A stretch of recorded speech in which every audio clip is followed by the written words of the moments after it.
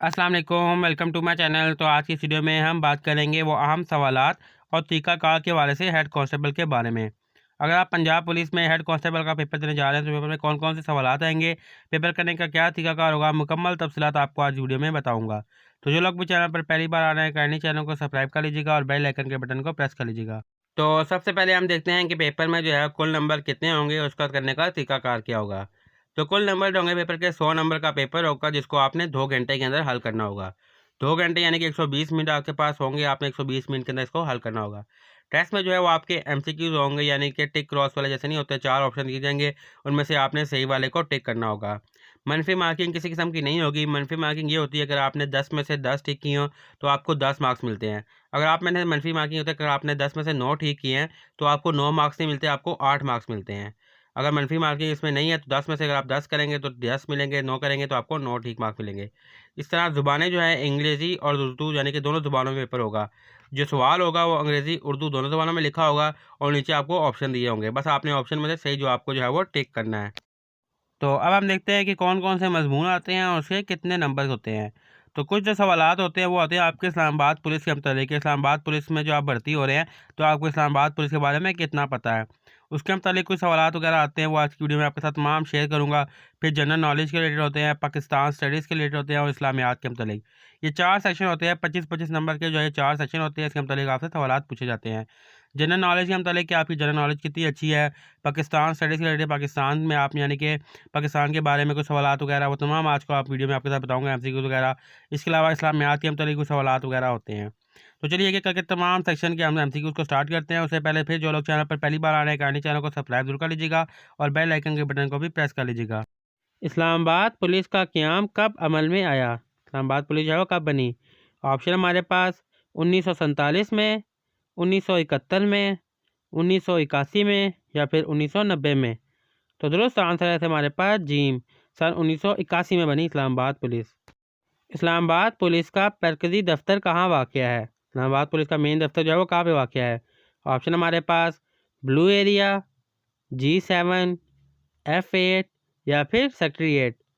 तो दुरुस्त आंसर है हमारे पास बी, G7 में इस्लामाबाद पुलिस का मरकज़ी दफ्तर वाक़या है। इस्लामाबाद पुलिस के पहले इंस्पेक्टर जनरल कौन थे? ऑप्शन हमारे पास अफजल अली, अब्बास खान, अहमद जमीर या फिर शुहेब दस्तगीर। तो दुरुस्त आंसर है हमारे पास बे, अब्बास खान जो थे इस्लामाबाद पुलिस के पहले इंस्पेक्टर जनरल थे। इस्लामाबाद पुलिस को आम तौर पर क्या कहा जाता है? इस्लामाबाद पुलिस को क्या कहा जाता है? ऑप्शन हमारे पास federal police, capital police, city police या फिर नेशनल पुलिस। तो दुरुस्त आंसर है हमारे पास बे, कैपिटल पुलिस कहा जाता है। इस्लामाबाद पुलिस किस के तहत काम करती है? इस्लामाबाद पुलिस किसके अंडर काम करती है? ऑप्शन हमारे पास सूबाई हुकूमत, वफाकी हुकूमत, सुप्रीम कोर्ट या फिर वजारत दिफा। तो दुरुस्त आंसर है हमारे पास बे, इस्लामाबाद पुलिस जो है वफाकी हुकूमत के तहत काम करती है। इस्लामाबाद पुलिस में कितने जोन हैं? ऑप्शन हमारे पास 2, 3, 4 या फिर 5। तो दुरुस्त आंसर है हमारे पास जीम, तो इस्लामाबाद पुलिस में टोटल 4 जोन हैं। इस्लामाबाद पुलिस का मिशन क्या है? इस्लामाबाद पुलिस का क्या मिशन है? ऑप्शन हमारे पास शहरियों को तालीम देना, अमन व अमान कायम रखना, फ़ौजी तरबियत देना या फिर मालियाती खिदमत फ़राहम करना। तो दुरुस्त आंसर है हमारे पास बे, अमन व अमान कायम रखना इस्लामाबाद पुलिस का मिशन है। इस्लामाबाद पुलिस में ख़वातीन के पहले अफसर का नाम क्या था? इस्लामाबाद पुलिस में जो पहली खातून अफसर थी उनका क्या नाम था? ऑप्शन हमारे पास सारा अहमद, फौजिया खान, आयशा फ़ारूक या फिर शहला कुरैशी। तो दुरुस्त आंसर है हमारे पास दाल, शहला कुरैशी जो थी इस्लामाबाद पुलिस में पहले खातून अफसर थी। इस्लामाबाद पुलिस का तरबीती सेंटर कहाँ वाक़या है? ऑप्शन हमारे पास F9 पार्क, सहाला, रावल डैम या फिर G10। तो दुरुस्त आंसर है हमारे पास बे, सहाला में वाक़या है इस्लामाबाद पुलिस का तरबीती center, training center. Islamabad police की एमरजेंसी हेल्पलाइन नंबर क्या है? और ऑप्शन हमारे पास 1121, 1122, 1915 या 1123। तो दुरुस्त आंसर है हमारे पास जीम, 1915 जो है इस्लामाबाद पुलिस की एमरजेंसी हेल्पलाइन है। इस्लामाबाद पुलिस के खसूसी यूनिट का नाम क्या है? इस्लामाबाद पुलिस ने खसूसी यूनिट बनाया है, उसका क्या नाम है? ऑप्शन हमारे पास elite force, commando unit, rapid response force या फिर सिटी पुलिस फोर्स। तो दुरुस्त आंसर हमारे पास जीम, रैपिड रिस्पांस फोर्स जो है इस्लामाबाद पुलिस की ख़ुसूसी यूनिट का नाम है। इस्लामाबाद पुलिस का नारा क्या है? इस्लामाबाद पुलिस का क्या नारा है? ऑप्शन हमारे पास ईमानदारी और खिदमत, अमन और तहफ़्फ़ुज़, कानून का निफाज या सबके लिए इंसाफ। तो दुरुस्त आंसर हमारे पास अलिफ, ईमानदारी और खिदमत इस्लामाबाद पुलिस का नारा है। इस्लामाबाद पुलिस की मुलाजमत में शामिल होने की कम अज़ कम उम्र क्या है? अगर आप इस्लामाबाद पुलिस में मुलाजमत करना चाहते हैं तो आपकी कम अज़ कम उम्र कितनी होनी चाहिए? ऑप्शन हमारे पास 16 साल, 18 साल, 20 साल या फिर 22 साल। तो दुरुस्त आंसर है हमारे पास बे, 18 साल आपकी उम्र होनी चाहिए कम अज़ कम। इस्लामाबाद पुलिस का कंट्रोल किस इदारे के पास होता है? और ऑप्शन हमारे पास वजारत दाखिला, सुप्रीम कोर्ट, वज़ीर आज़म सेक्रेटेरिएट या फिर नेशनल असम्बली। तो दुरुस्त आंसर है हमारे पास अलिफ, वजारत दाखिला के पास कंट्रोल होता है इस्लामाबाद पुलिस का। इस्लामाबाद पुलिस में कितने सब डिवीजन्स हैं? टोटल इस्लामाबाद पुलिस के कितने डिवीजन्स हैं? ऑप्शन हमारे पास 5, 6, 8 या फिर 10। तो दुरुस्त आंसर हमारे पास बे, 6 सब डिवीजन्स हैं। इस्लामाबाद पुलिस की तफ्तीशी विंग को क्या कहा जाता है? और ऑप्शन हमारे पास CID, SSU, FIU या फिर CIA। तो दुरुस्त आंसर हमारे पास दाल, CIA कहा जाता है।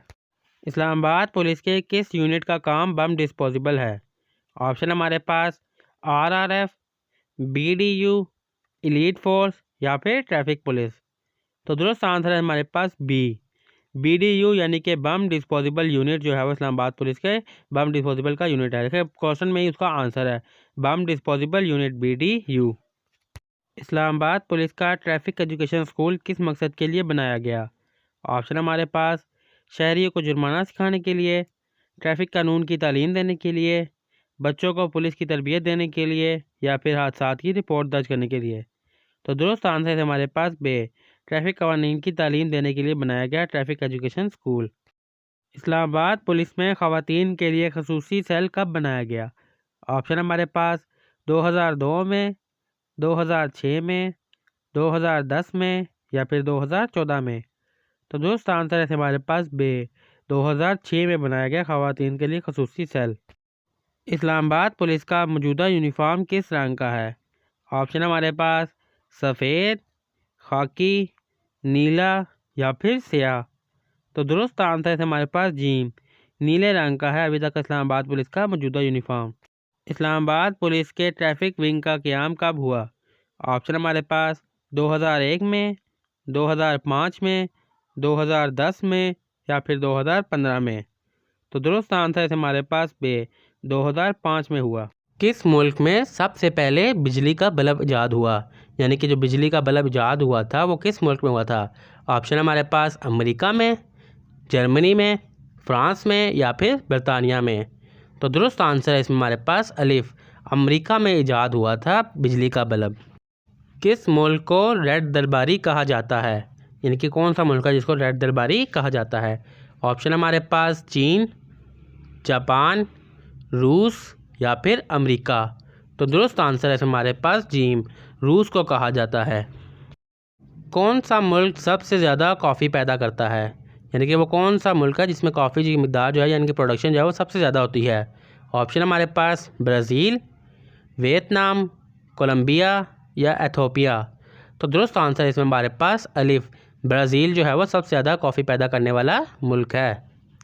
किस मुल्क को फूलों का शहर कहा जाता है? यानी कि वो कौन सा मुल्क है जिसको फूलों का शहर कहा जाता है? ऑप्शन हमारे पास पेरिस, लंदन, एम्स्टर्डम या फिर बर्लिन। तो दुरुस्त आंसर है हमारे पास जिम, एम्स्टर्डम को फूलों का शहर कहा जाता है। दुनिया की सबसे बड़ी मस्जिद कौन सी है? पूरी दुनिया में सबसे बड़ी मस्जिद कौन सी है?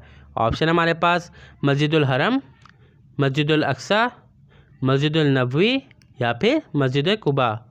तो दुरुस्त आंसर है हमारे पास अलिफ, मस्जिदुल हरम। दुनिया का सबसे बड़ा जानवर कौन सा है? यानी कि दुनिया का सबसे बड़ा जानवर है वो कौन सा है? ऑप्शन हमारे पास नीला व्हेल, हाथी, दरियाई घोड़ा या फिर गैंडा। तो दुरुस्त आंसर है हमारे पास अलिफ, नीला व्हेल जो है वो दुनिया का सबसे बड़ा जानवर है। इंसानी जिस्म में कितनी हड्डियाँ होती हैं, यानी कि इंसान के जो जिस्म में टोटल कितनी हड्डियाँ होती हैं। ऑप्शन हमारे पास 201, 206, 210 या फिर 216। तो दुरुस्त आंसर है इसमें हमारे पास 206 हड्डियाँ होती हैं। सबसे ज़्यादा ज़लज़ले किस मुल्क में आते हैं, यानी कि कौन सा मुल्क है जिसमें सबसे ज़्यादा ज़लज़ले आते हैं। ऑप्शन हमारे पास चीन में, जापान में, पाकिस्तान में या फिर अमेरिका में। तो दुरुस्त आंसर है इसमें हमारे पास बे, जापान में जो है वो सबसे ज़्यादा ज़लज़ले आते हैं। सबसे ज़्यादा सोने के ज़खायर किस मुल्क में पाए जाते हैं, यानी कि किस मुल्क में सोने की जो कानें हैं वो सबसे ज़्यादा हैं। ऑप्शन हमारे पास चीन में, जापान में, जनूबी अफ्रीका में या फिर अमेरिका में। तो दुरुस्त आंसर है हमारे पास जी, जनूबी अफ्रीका में सबसे ज़्यादा ज़खायर हैं सोने के। किस मुल्क में सबसे ज़्यादा आबशारें पाई जाती हैं। आबशारें कहते हैं जो पहाड़ों की ऊंचाई से पानी गिर रहा होता है ना, उसको आबशार कहा जाता है। ऑप्शन हमारे पास अमेरिका में, वेनेज़ुएला में, नॉर्वे में या फिर चीन में। तो दुरुस्त आंसर है हमारे पास बी, वेनेज़ुएला में पाई जाती हैं सबसे ज़्यादा आबशारें। दुनिया का सबसे बड़ा सहरा कौन सा है, यानी कि दुनिया का सबसे बड़ा डेजर्ट है, सहरा है, वो कौन सा है। ऑप्शन है हमारे पास सहारा डेजर्ट, किलहारी, गोबी या फिर मोहावी। तो दुरुस्त आंसर है इसमें हमारे पास अलिफ, सहारा डेजर्ट जो है वो सबसे बड़ा है। किस जानवर को सहरा का जहाज़ कहा जाता है, यानी कि वो कौन सा जानवर है जो सहरा में इस्तेमाल किया जाता है ट्रांसपोर्टेशन के लिए। ऑप्शन है हमारे पास ऊँट, घोड़ा, गधा या फिर हाथी। तो दुरुस्त आंसर है इसमें हमारे पास अलीफ, ऊँट जो है वो सहरा का जहाज़ है जो कि सहरा में एज अ ट्रांसपोर्टेशन जो है वो सबसे ज़्यादा इस्तेमाल किया जाता है। किस मुल्क को सरज़मीन पाक कहा जाता है, यानी कि वो कौन सा मुल्क है जिसको सरज़मीन पाक कहा जाता है। ऑप्शन हमारे पास ईरान को, पाकिस्तान को, सऊदी अरेबिया को या फिर तुर्की को। तो दुरुस्त आंसर है इसमें हमारे पास पाकिस्तान, पाकिस्तान को सरज़मीन पाक कहा जाता है। किस मुल्क को उठते हुए सूरज की सरज़मीन कहा जाता है, यानी कि वो कौन सा मुल्क है जिसको उठते हुए सूरज की सरज़मीन कहा जाता है। ऑप्शन हमारे पास चीन को, जापान को, भारत को या फिर रूस को। तो दुरुस्त आंसर इसमें हमारे पास बे, जापान को कहा जाता है उठते हुए सूरज की सरज़मीन। सबसे ज़्यादा तेल पैदा करने वाला मुल्क कौन सा है, यानी वो कौन सा मुल्क है जिसकी ज़मीन से जो है वो तेल निकलता है सबसे ज़्यादा। ऑप्शन हमारे पास ए सऊदी अरेबिया, अमेरिका, वेनेज़ुएला या फिर रूस। तो दुरुस्त आंसर है इसमें हमारे पास सऊदी अरेबिया, सऊदी अरेबिया जो है वो तेल की पैदावार में सबसे पहले नंबर पर है। किस मुल्क का कौमी खेल बेसबॉल है, यानी कि वो कौन सा मुल्क है जिसका कौमी खेल जो है वो बेसबॉल है। ऑप्शन है हमारे पास चीन, जापान, क्यूबिया या फिर अमेरिका। तो दुरुस्त आंसर है इसमें हमारे पास अमेरिका। सबसे ज़्यादा बोली जाने वाली ज़ुबान कौन सी है, यानी कि पूरी दुनिया में सबसे ज़्यादा जो ज़ुबान बोली जाती है वो कौन सी है। ऑप्शन हमारे पास हस्पानवी, चीनी, अंग्रेज़ी या फिर अरबी। तो दुरुस्त आंसर है इसमें हमारे पास बी, चीनी ज़ुबान जो है वो दुनिया में सबसे ज़्यादा बोली जाती है, क्योंकि एक तो चीन की आबादी भी ज़्यादा है और दूसरे मुल्कों में भी चीन जो है वो बोली जाती है। दुनिया के सबसे ज़्यादा आबादी वाले मुल्क का नाम क्या है, यानी कि उस मुल्क का नाम जो दुनिया में सबसे ज़्यादा आबादी जिस मुल्क में पाई जाती है। ऑप्शन हमारे पास भारत में, चीन में, इंडोनेशिया में या फिर अमेरिका में। तो दुरुस्त आंसर है इसमें हमारे पास बे, चीन में जो है वो सबसे ज़्यादा आबादी पाई जाती है। इंसानी जिस्म में सबसे बड़ा अज़ू कौन सा है, यानी कि इंसानी जिस्म में जो सबसे बड़ा हिस्सा है वो इनमें से कौन सा है। ऑप्शन हमारे पास दिमाग, दिल, फेफड़े या फिर जिगर। इन चारों में से जो सबसे बड़ा हिस्सा है वो है फेफड़े। वैसे जो इंसानी जिस्म में सबसे बड़ा हिस्सा है वो होती है खाल, क्योंकि खाल जो है वो पूरे जिस्म पर मौजूद होती है। किस मुल्क का कौमी परिंदा जो है वो कोयल है, यानी कि वो कौन सा मुल्क है इसका कौमी परिंदा कोयल है। ऑप्शन हमारे पास पाकिस्तान, नेपाल, श्रीलंका या फिर भारत। तो दुरुस्त आंसर है इसमें हमारे पास भारत, भारत का कौमी परिंदा कोयल है। दुनिया के सबसे ज़्यादा मुस्लिम आबादी वाले मुल्क का नाम क्या है, यानी कि वो मुल्क जिसमें मुसलमानों की आबादी जो है वो सबसे ज़्यादा है। ऑप्शन हमारे पास पाकिस्तान, ईरान, सऊदी अरेबिया या फिर इंडोनेशिया। तो दुरुस्त आंसर है इसमें हमारे पास इंडोनेशिया, इंडोनेशिया में मुस्लिम आबादी जो है वो सबसे ज़्यादा है। दुनिया की सबसे बड़ी स्पेस एजेंसी कौन सी है, यानी कि पूरी दुनिया में जो सबसे बड़ी स्पेस एजेंसी है वो कौन सी है। ऑप्शन हमारे पास एसरो, नासा, स्पेस एक्स या फिर रोस्कोसमोस। तो दुरुस्त आंसर है इसमें हमारे पास नासा जो है वो दुनिया की सबसे बड़ी स्पेस एजेंसी है। सबसे ज़्यादा खेलों का आलमी कप किस मुल्क ने जीता, यानी कि वो कौन सा मुल्क है जो खेलों के मैदान में सबसे आगे है। ऑप्शन हमारे पास ब्राज़ील, जर्मनी, अर्जेंटीना या फिर फ्रांस। तो दुरुस्त आंसर है हमारे पास में ब्राज़ील। पाकिस्तान का कौमी फूल कौन सा है? पाकिस्तान का जो नेशनल फ्लावर है, कौमी फूल है, वो कौन सा है? ऑप्शन हमारे पास ए चमेली, बी गुलाब, सी सूरजमुखी या फिर डी ट्यूलिप। तो करेक्ट आंसर है हमारे पास अलिफ, चमेली जो है वो पाकिस्तान का कौमी फूल है। कायद आज़म मोहम्मद अली जिन्ना की पैदाइश का साल क्या है? कायद आज़म मोहम्मद जिन्ना जो है वो किस साल जो है वो पैदा हुए? ऑप्शन है हमारे पास ए 1875 में, 1876 में, 1882 में या फिर 1880 में। तो दुरुस्त आंसर है इसमें हमारे पास बी 1876 में पैदा हुए।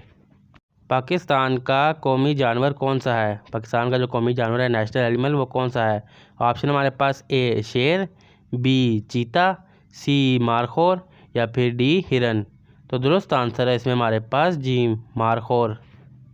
करारदाद पाकिस्तान किस तारीख को मंजूर हुई? पाकिस्तान बनाने की जो करारदाद पेश की गई थी वो किस तारीख को मंजूर हुई? ऑप्शन हमारे पास 23 मार्च 1940 को, 11 सितंबर 1948 को, 14 अगस्त 1947 को या फिर 16 दिसंबर 1971 को। तो दुरुस्त आंसर है हमारे पास 23 मार्च 1940 को। पाकिस्तान का सबसे बड़ा दरिया कौन सा है? पाकिस्तान का जो सबसे बड़ा दरिया है वो कौन सा है? ऑप्शन हमारे पास रावी, झेलम, चनाब या फिर सिंध। तो दुरुस्त आंसर है इसमें हमारे पास सिंध। सिंध का जो दरिया है वो सबसे बड़ा है। पाकिस्तान के मौजूदा आइन का मसूदा किस साल में तैयार हुआ? यानी कि पाकिस्तान में जो भी आइन चल रहा है वो किस साल में तैयार हुआ? ऑप्शन है हमारे पास 1962 में, 1985 में, 1973 में या फिर 1999 में।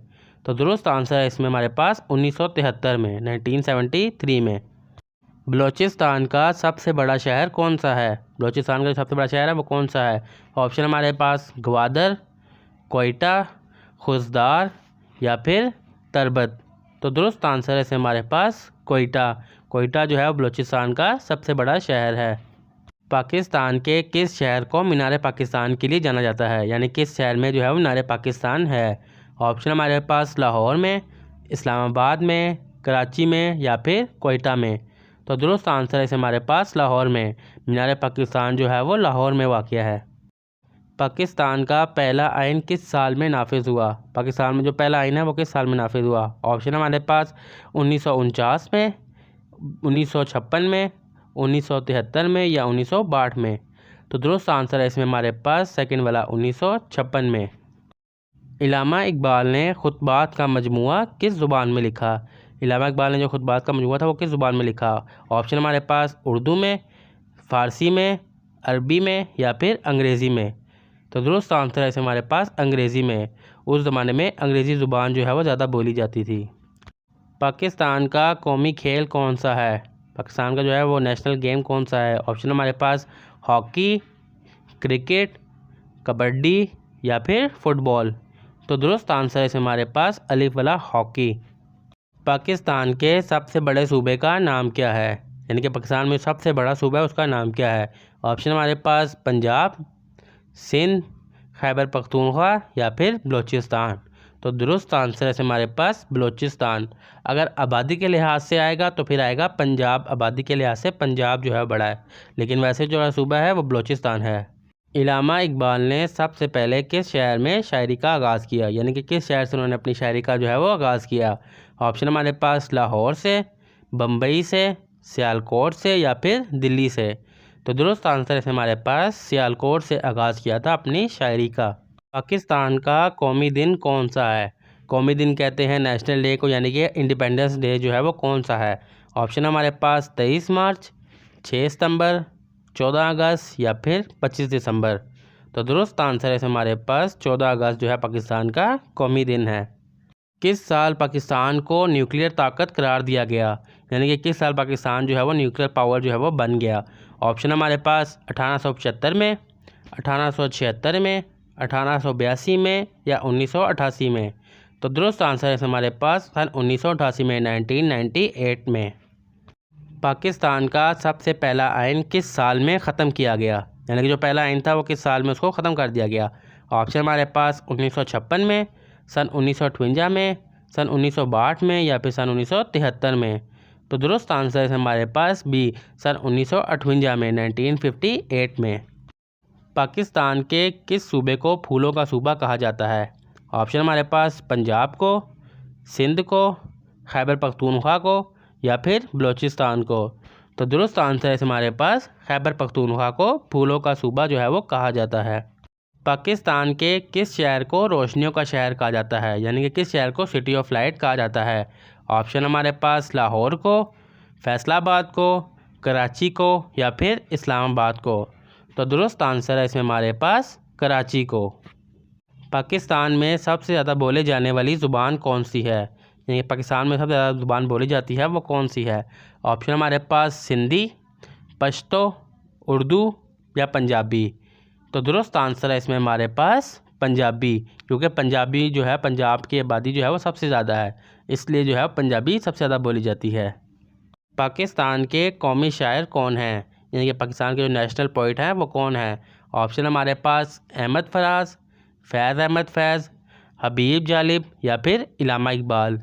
तो दुरुस्त आंसर है इसमें हमारे पास इलामा इकबाल जो है पाकिस्तान के कौमी शायर हैं। किस साल में पाकिस्तान का पहला रेफरेंडम हुआ? रेफरेंडम मीन्स कहते हैं यानी कि इलेक्शन हुआ। ऑप्शन हमारे पास सन 1977 में, सन 1984 में, 1990 में या फिर 2002 में? तो दुरुस्त आंसर है हमारे पास बी, सन 1984 में, 1984 में। किस साल में पाकिस्तान का नाम इस्लामी जमहूरिया पाकिस्तान रखा गया, यानी कि पाकिस्तान का नाम चेंज करके इस्लामी जमहूरिया पाकिस्तान किस सन में रखा गया? ऑप्शन हमारे पास सन 1956 में, सन 1962 में, सन 1985 में या फिर सन 1973 में? तो दुरुस्त आंसर है इसमें हमारे पास अलिफ, सन 1956 में। पाकिस्तान के सबसे ज़्यादा आबादी वाले शहर का नाम क्या है, यानी कि उस शहर का नाम जिसमें सबसे ज़्यादा जो है वो आबादी है, पॉपुलेशन है?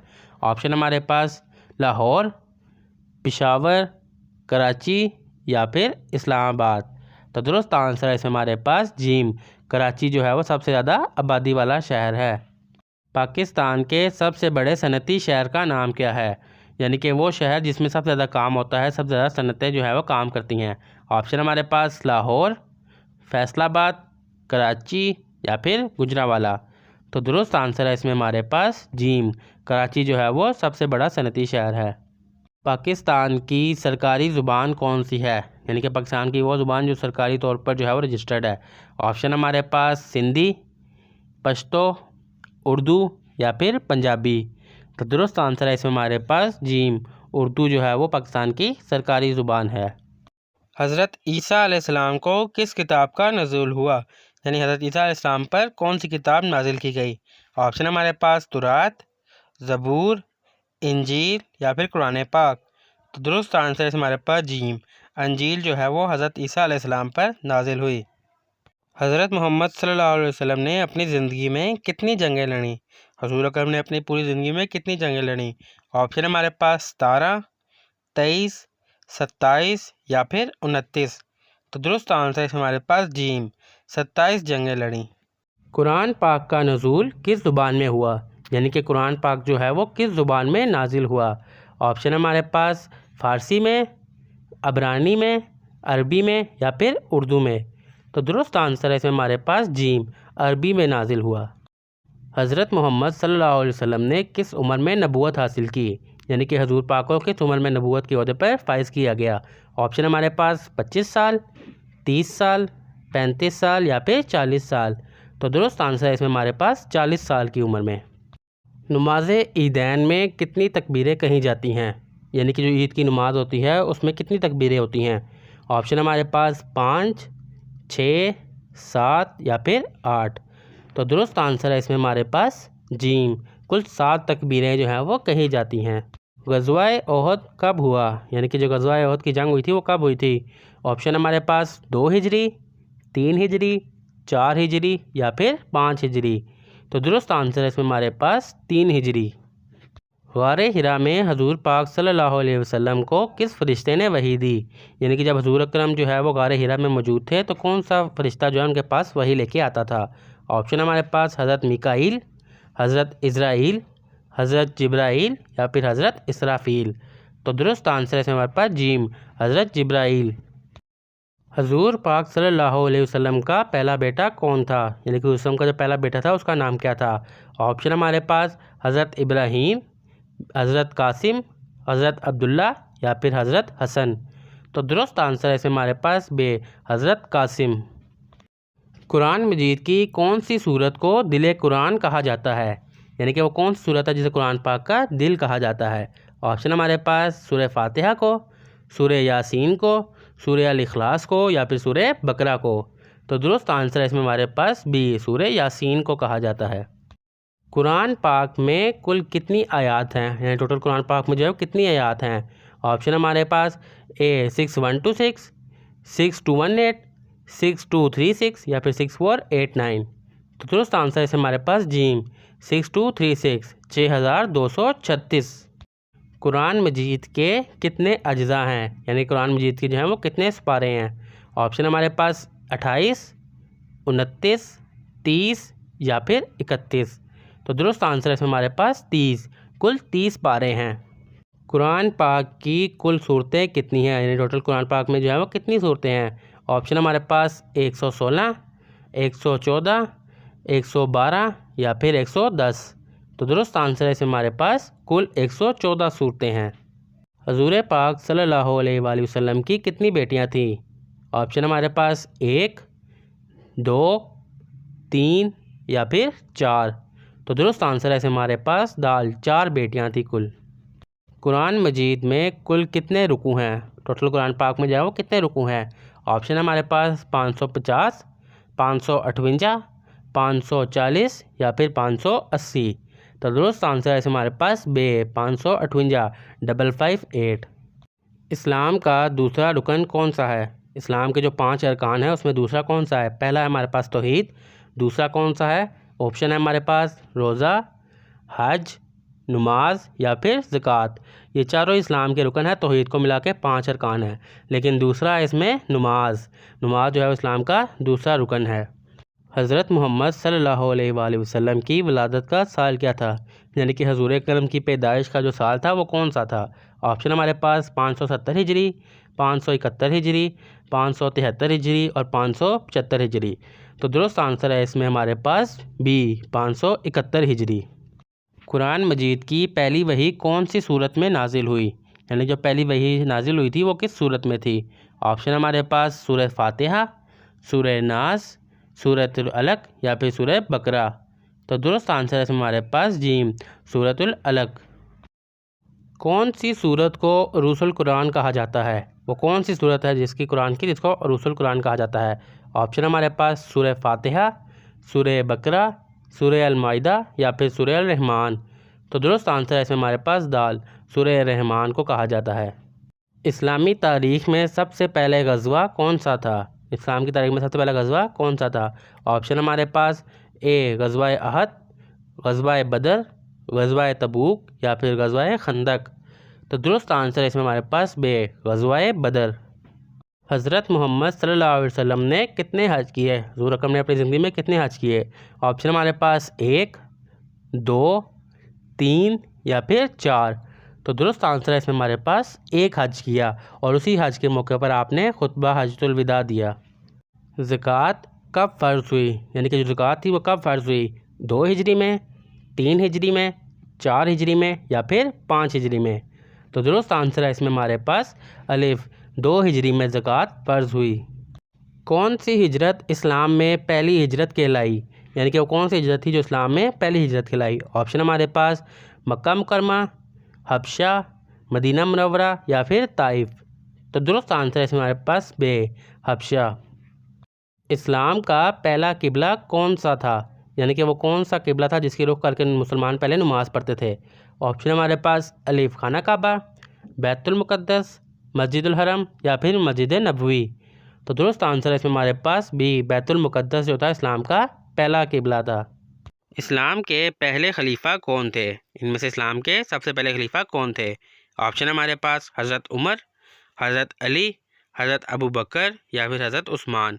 तो दुरुस्त आंसर इसमें हमारे पास हज़रत अबू बकर सिद्दीक़ रज़ी अल्लाह अन्हा।